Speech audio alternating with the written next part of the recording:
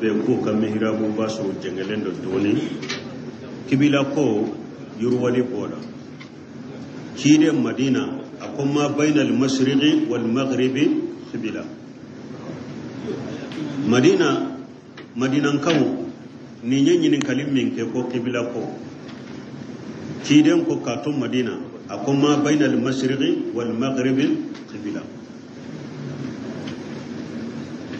yaro hankiten ni mani ay bambaran kan ashimal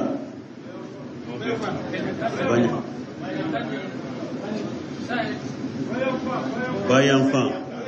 madinan kawo alikaba muluka bayan fa dela kiden ko akotile boyoro ani tile binyoro mimbo ni nyogonche ko beye korone ko beye qiblade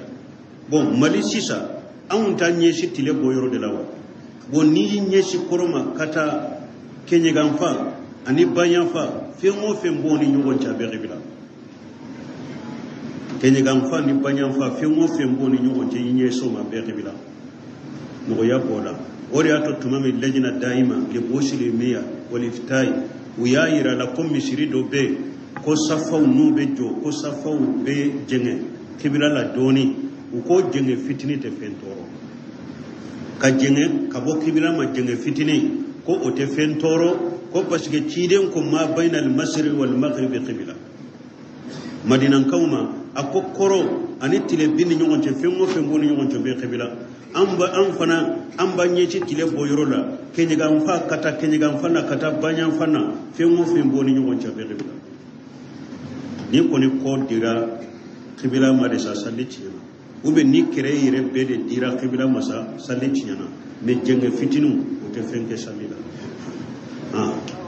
wala musa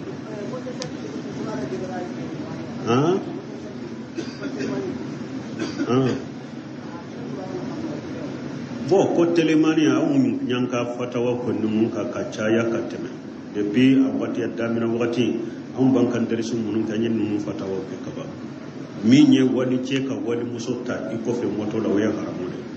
an yofo kaba ate daga ciden ko akoy ka kalali meseli sori kun kolola akado kun kolola de dimi min bola iko kude ako dakka de la kateme kamaga musoka musomi maga nyonya te beye bolo di munna silamiya sariya ya haramu ya wali ce kana a bolo di wali musulma o ma haramu yawa kisi ga kofi akfar kolo noro lembe nyogono de be daga ka bolo di nyogono wali ce ni wali muso ka bolo di nyogono o haramu yara yorobe kisi gi muso se woro fula ce o de be daga muso ka bambuila o de be daga wa donc wali muso ka yere wali ce ko fe motola haramu da te be silamiya sariya doni kiba ba la daga ube be munu ka hadisa do fo a be tinyata sila ni darura gelente ate daga doni kiba ye darura ke munye muto tigide be kungo kono na dela o ina na muso do deselena abe kungo kono jandola nin temena ni muso la ya fule ka desiyare bana do ya so ube ko do ya so nin temena ka jita bo mi no be se ka fa kungo be se ka fa ube bandi do be se kana biya kaya ube kungo kono fem do be se kana biya kaya ni nye darura ibe nin takallashe duguma ni nye darura de ibe nin takallashe duguma wala ni o darura te so kono te dugu kono te a darura mana ila ate daga wali muso kayele wali che ko fe butola tebe haro domba me dola ko ambashi tuka hadisha ko tumame ko atora kele kofe ko safuana nana asore ko safuana ko aya shenda kwamba shitu ya shendi gi safuana shenka kayele moto nyonya me ngalo ubenni be fode puruka moto yele cheyele li moto kofe kode la daga ngalo safuana ni amba shitu makuma mina nyoko anala yenya me de biri amba shitu ya shendi gi nyame de shenka kayele nyame ka me ama shendi gi safuana kare ko ce birila an bai shetu ka a shenda ka kayele nyame ka kuma kede aye nyame biri ka kodi amba shetu mayre kan name nyunduru mina nyefe ka kodi amba shetu amba shetu ye ashenda nyame shende ka kayele nyame ka mama shenda safwana shenka le ube safwana birilai ayele la ka kayele o makere nunu nyengalonde karamo yere be galonde tige sisa puru hakilina munumbu golo kubo dila ndella ka fodo tara fofana ko asmau ko ciden de la ka asmau yela a kofe nyamela asmau ma yele ciden kofe nyamela asma ye amba aisha tu balima muso de bakele fa awu be har nute bakele ube fala amba aisha tu balima muso de atumbe juberi de bolo ciden ni sebo tumbe bo kele yoro de la o yasur asmau minan ba kunna fale do tamaro kolo de la abeta wota kacce kan na ko foro de la kanadi ce ka soma asegene mbado adegune mbado ciden nya rodde guna seguna asegena ciden nya awele ko akana ko kanyame biri ko asmau kana yira kofe puru de gumin ba kasma masu asmau ko ciden ni cewu munum be nyogon fo malo ya lebina ale kayele ciden kofe cewu cela ko malo ya lemina kele ana fulana ale hakli jigna le cebe kele ya amma so kayele ciden kofe ana ala ya la kale ceye ce ko ni nebe kele ya chogo nebe kele ya ciden fanala bombal mo ciden ka yele ciden kofe ciden ye be fade doni ka bango dogolo yere abe daga ciden wani muso kallan kolonya fendo daga ra ciden ye wani muso ka kibariyala o ma daga mu ko har na sabatara yere la kofe fendo daga ra ciden ye wani muso ka kola o ma daga anje jan ko ma yela kofe yere asma ma yela ciden kofe amma yela kofe kele fulan no be hadisa wore nati ko muso do yele na ciden kofe nyamela o hadisa be dawra kuna masaha hadisa Allah fulin da yau ya masaha wali muso madelika yele ciden kofe nyamela o kafa asma uta amma yele ube muso min tafo a masaha wali muso ma yele ciden kofe de don kunnin kafa e pi doni ke ba ko harin ni an ko mugo ka yele nyame kofe nyame ye kofe yele ani moto tay kele nyawa nyame chebe kirige de ka harin ni muso yele lay kofe kirige bani nyogonje alebe kirige kofe ebe kirige kono oni ebe moto la abe bambu ila ni moto fere mina na dura beta daika ulu ye kele nyawa nunu te kele nyawa lume moto boli wajuru kala do della ka fo lume ako adella ka biama moto boli la ubafo ko silaman nunun ka muso ku fari sumalen do isumari fari sumalen badelo moto tigu de bo fo nyoko ni ko ni be fo ku do ko hijabu tigi nunu ko nuyuta moto la ko moto bolito ko ki shenda feren ka do ko abena daika ko fari sumalen awa wajuru kiran ko silaman ma awa akon yere de yenni be moto tigula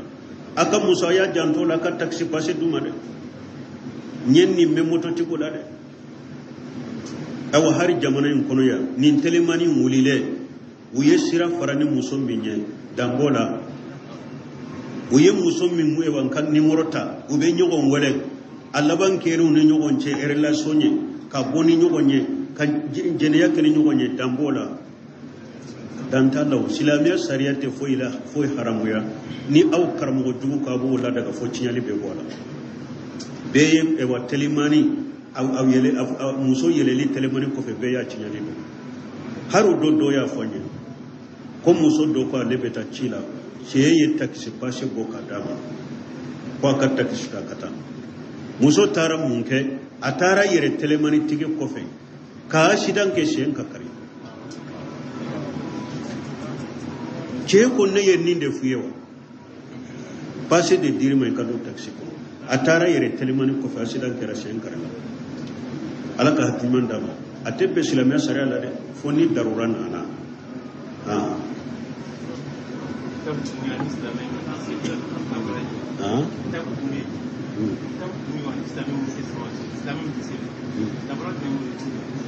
bo ko kitabu dunke ani silamu min te salli dan fara juma be kitabu dunke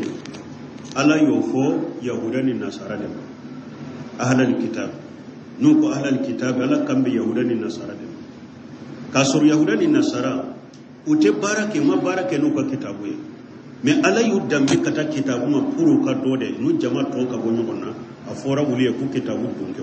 mana tawrata ni injila jigina kuka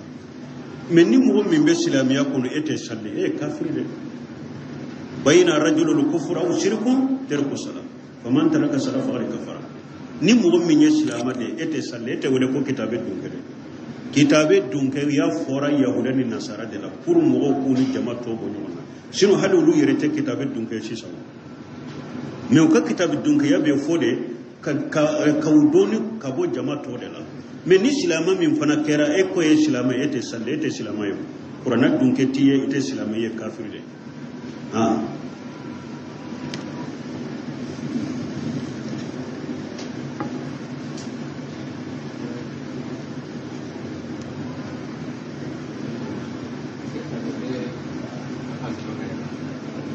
ko ya la mure bo ni mo min te se ka su abe mure bo min ka wari be nyawa ayi ba bo balo de la malo ube nyo min ye balo yi ba bo de la nafaqati Anas ibn Malik tumame akorola atese ka su ona na Bukhari kono ale tumbe mi ni sungalo bana ni sungalo kera mugani kono to ba kera bisabade khobo jan wala haman min ye buru ani sobo abadila min be miskine bi mugani kono to bo ube ni sungale kera bisabade min be miskine mi saballa bo buru ani sobo abadila ku wele ubatu adum len ma de benya awore la matenya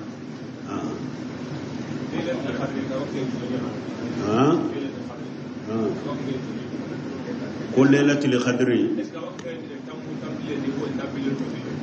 lailatul qadri be tallabandela lailatul qadri ko be ni tallabandela min ye wotiri nunu sumunu nye wotiri doni ke bawo ko amba jigulu la de kateme su to ka me abe lailatul qadri tallabanbelela abeshe kaye mugani fulana na abeshe kaye nanina mugani nanina la abeshe kaye mugani worona na abeshe kaye mugani shegina la aw beshe kake wotiru fana la ala kulli hal lailatul qadr koni ala ya dogo tallaban kono kome duwawu jabi leri min be juma kono ni ala ya dogo juma kono to me ala lailatul qadr fana dogo tallaban kono to de la pour yere jija kake tallaban be de kanyana ma ya pour kashe kaso an ba shi to yole fu كان رسول الله صلى الله عليه وسلم إذا دخل العصر الأواخر من رمضان أحيا الليل كله أم باشتو ko ciren tun kera ni sungalo tallaban don na aba su be da nyana maya wa yaja halahu aba kademba yakun wa jadda wa saddan mija aba yirjija aba kattafe bolo aba kattafe shirika kare mana ba mu go muso yere de pura kafa masro batola ulul laylatul qadri kana fo ko tallabai be da nyana maya wa alaykum salam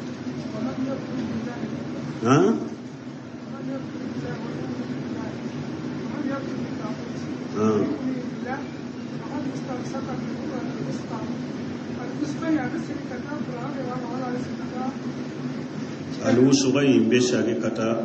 غروة دي فورا بشاكي كتا غروة إنما فقد استمسك بالغروة الوسغة وسغين بشاكي كتا غروة إنما معنى جروم إيه جرومنا جرومين تتكي وعليكم السلام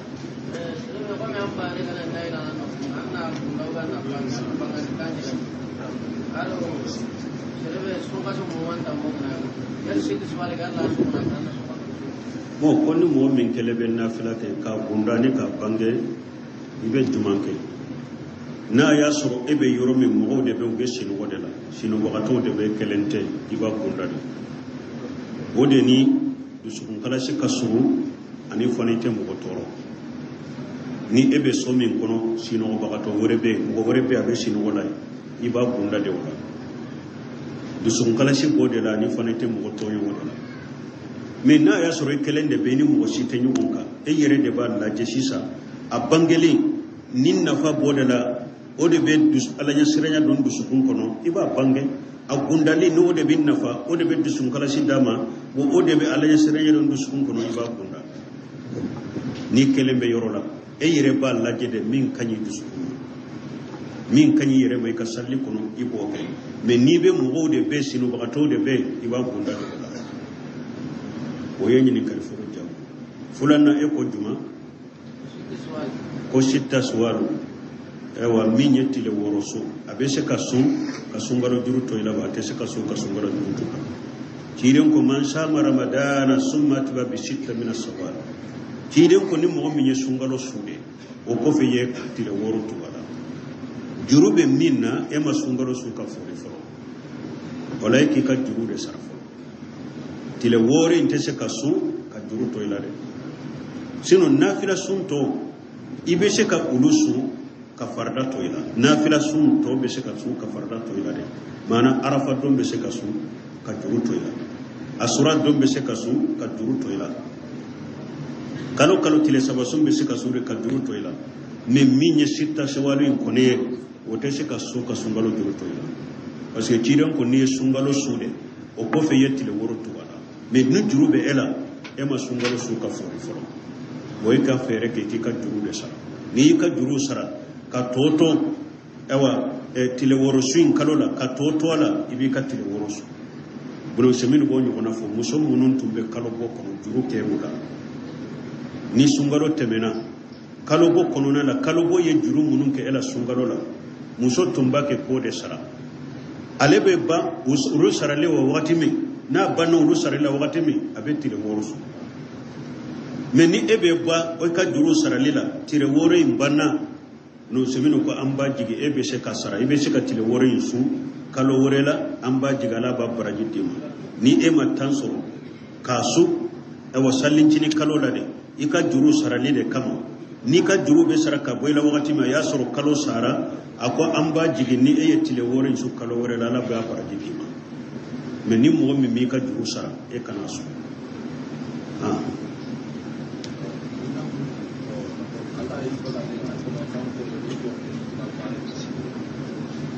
ko jakatul fitri be se ke dembaya ini ka dembaya tabe ko ka di ibal masuru do aho jakatul fitri ni ka dembaya ta faranyo ka ibal masuru me be ni fantando abe daga ka dama me akana tade salli kene ko ni kana jigi ka jakatul fitri to ka sokoro parce que mo do be se ka ke ibe boro do fa kombalima karasa samosa nebe jakati fitri dama ibe boro insiri kabire ka sokono ko kofi abenata aba patoy tanti mbolo sisa ni salli temena benata ote bere salli kana jigika an kana bo salli kene ka katoy bolode abedi fantamina ta dama de uga yire kanata ube akam mo wore yirayila ta bila karasafe nin e wanka baraw tilala watin benata ufe na ka bo yire ko ni fe ibe se kadama ka jakatul fitri be se kadama wa hari bi muso do ye nyinin kalike ko ale furla ce do ma ko yala le ka jakatul fitri aka jakatul fitri ba yire de kawa ana ka dawlu ka jakatul fitri ba yire de kawa ube uba a ce de ka ko parce que muso mo ko ni ko ni ye muso furu abe ko mi yana ka dawde fu be de fu mana le ba fe ce inda ka le ka jakatul fitri bona ka daw akan yin kan la ni wole ambe min fo jakatul fitri silamiya sarere mo kelen kele de kere kere ya kiwere ko ki ka jakatul fitri ko mo kelen kele farda rasulullah jakatul fitri chire ko de ko lay jakatul fitri ke fardai alal hurr wal abdi wal shaghir wal kabir wal zakar wal uns min al muslimin chire ko be kelen kele ko lay jakatul fitri ke fardai abe horoka abe jonka abe demishenika abe makrobaka abe cheka abe musoka ni islamade ika jakatul fitri bi yere de kan shebiye yere de bi ka jakatul fitri ko har muso ini che chi islamiya sariya kuma nyeshe muso yere de ko ika jakatul fitri ko yere de bi ka jakatul fitri ko idon ni bali wodo ni moyen buguro na fulo buguro ka jakatul fitri bu yere de ka be kelen kele de bi tabo ne ni dutigi ya jatemina na ko dembaya shi kana bo ne be beta bo akanyi ke ni dutigi ya be lafiya ka fo ne be beta bo o kanyi mislame sariya le sirla be de bi tabo kele kele me ni dutigi ko wale be du dembe tado abaka dembaya be tabo aba boke bashi tala aw lafiyara ya wul lafiya dai ale be sheka ko wala muso in kan yin kali jabu ika jakati idon ani ka jakati fi abi yare daga ini ka don ka jakati fitri bi yare daga ede bini idon e yare da bini don ka jakati fitri ko amma wajibiya ce ka dai me nini ce benala akon moyen benne sisa eni don ta ben ba ko abana ayen no yake kan yuma yake awuye ni ce ko ni don ta benne ba ko ayen no yake awuye me na ma nin fo e yere ni don yere da ka jakati fitri ko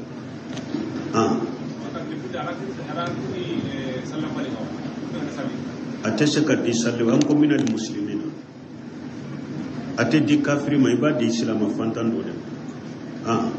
sarakata sempulu ibe se ko di kafiri ma ni minye jakka ko ni islamiya bato ko de o te di kafiri ma bako abe ko islamiya farda jakka o te saka di kafiri ma fo mi mu walla fatu qulubi no o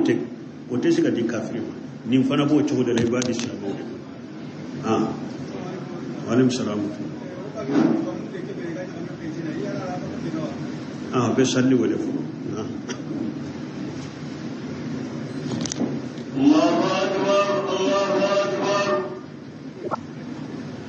an ka sawu munun ban bolo ye ko jakati fitri be se ka suma wulawa nu da falen do parce que sawu ye de arbatu amudad ko punye nani bebbe min na ba fo de masawu bambaran kan na ba fo ko punde ma ko muddin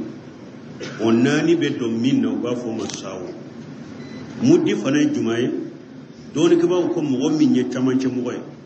mo jante ko jugu mo surunte fana abe tamance de la aka bolo fula falente o bebbe minna o nani bebe minna o de to ko sawu tamance mo aka bolo fula falente o bebbe minna o ye muduye sonu ko ngati kira nige o ye muduye o nani bebe minna o ye sawu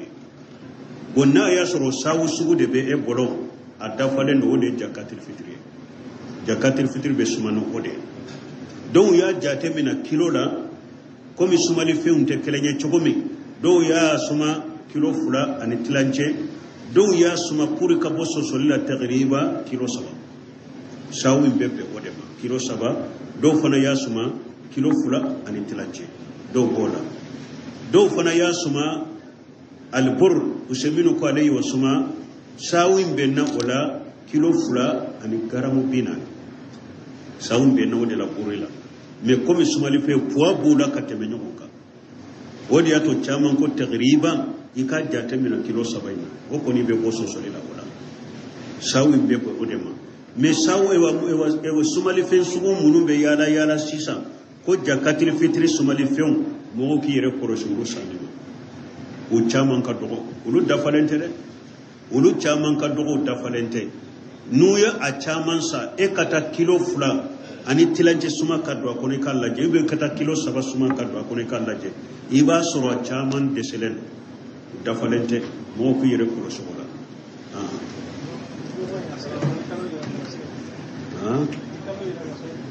bo jakatul fitri bo wati katile kelen to andi salli ce ube telefon fula a boli ba damina mo den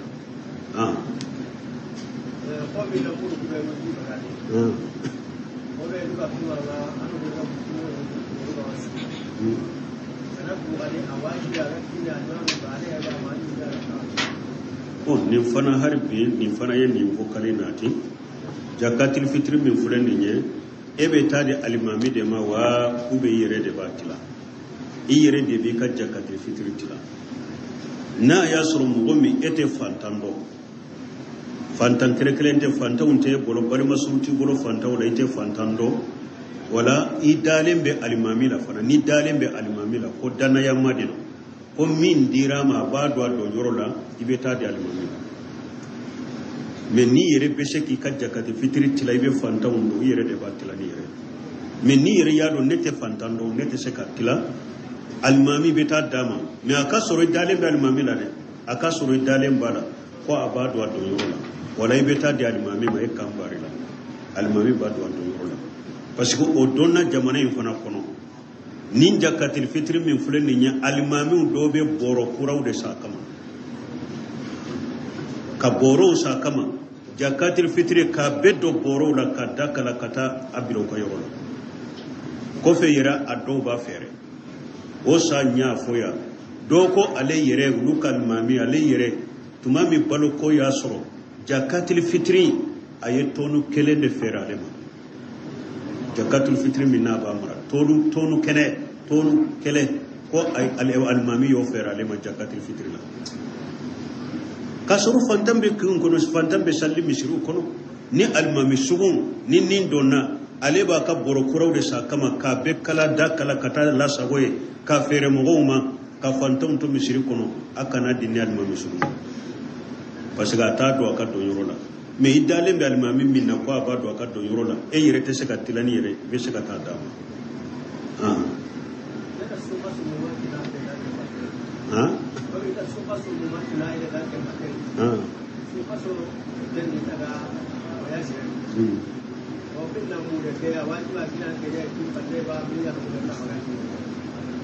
ko alaye sungalo be salli almami don nofe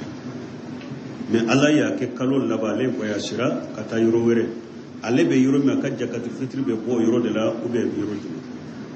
sarati te ka fumbe salli almami min ko fe jakati fitri be de wodema wote jakal fitri sarati la anyo de fo jakati fitri ko ni fantam de tay ka fon sallira ni almami do ko fe i sallira min ko fe be de wodema ma fode jakati fitri dabura di fantande ibe fantam min do iba dama an ko de ni yerete fantando ube yerete se katila idale be almami la ibe se kata dama o kere be salli almami min ko fe o kere te salli almami min ko fe idale be almami min do be se kata dama o jakati fitri ibe bo yoro mi kalo laba ibe yoro mi ka jakati fitri be boyende kalo laba ayi soro yoro mi ni fantam be ibe ka jakati fitri bo yoro de la katu mais ni yere yado ne be yoro min goya sirale be jamana mununa balote minaya ni ne malo go be nye won yo bonte mo soro min ba mina ika jakatul fitri be boy ka yoro la ibe chibile ka yoro la wala ibe jakatul fitri boy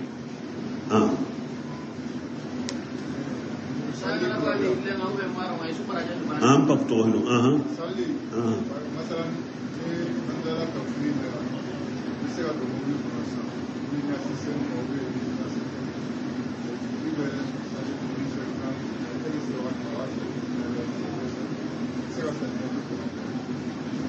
mo ko salli ni ewa futuri sera ke to mobili kono ibe salli chogodi parce que ambutasi be seka ke ebe wuli sisa ko be te sawno ambutasi be seka ke futuri be so sira woni futuri so sira futuri wakati doni bala parce que futuri wakati ya tare ni tile binna fokata bile mammi be tile bin fe no do rapew futuri wakati be ba odela o fana doni ke ba yo jate mina eri kele ani minute bisaba futuri sa foche eri kele ani minute bisaba ube eri kele wakati do la limite tintane do wala ni salli wakati sere la sanjilite ela salli chokotila ibabila ni jigina ibe futuri salli na ya sura al-safu yere fana shera ibe futuri salli ne futuri salli o yoroni kele be sey ka safu salli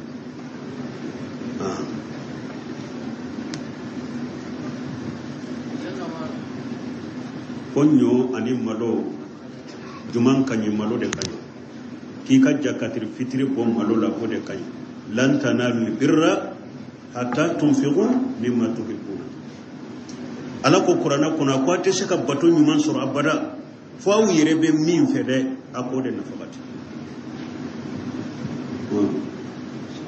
fo yere be min fa ikode na fabati bo malo de kadi beye ikaso ko ne ka to be janko sisa sallido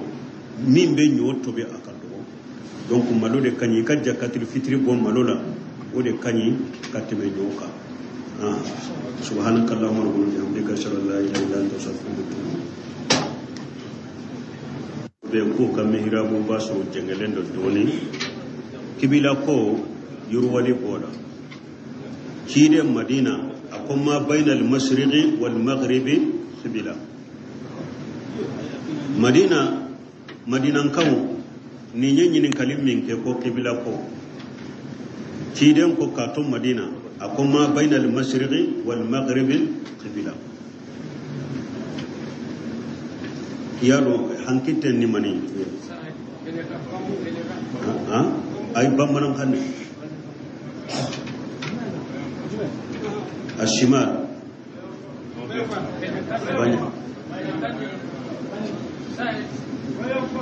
bayan fan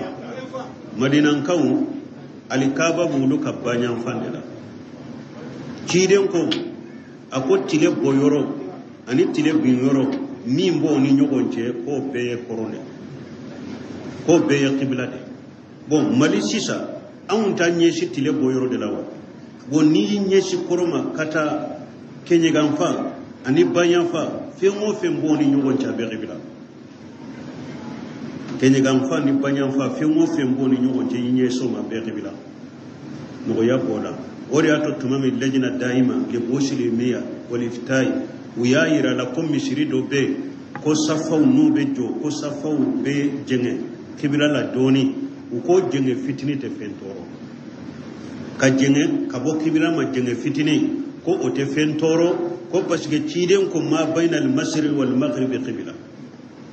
madinan kawma akokoro ani tile bin nyogon te fengo fengo ni nyogon te be qibla amba an fana an banye ci tile boyoro la kenyi gan fa kata kenyi gan fana kata banyan fana fengo fen boni nyogon cha be qibla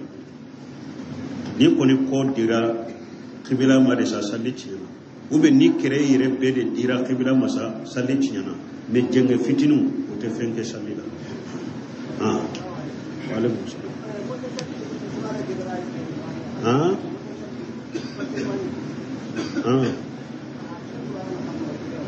bo ko telemani a nyanka fatawa ko numun ka kacaya kateme depuis abati adamina wakati an bankan darisu munun kanyen numun fatawa ko kaba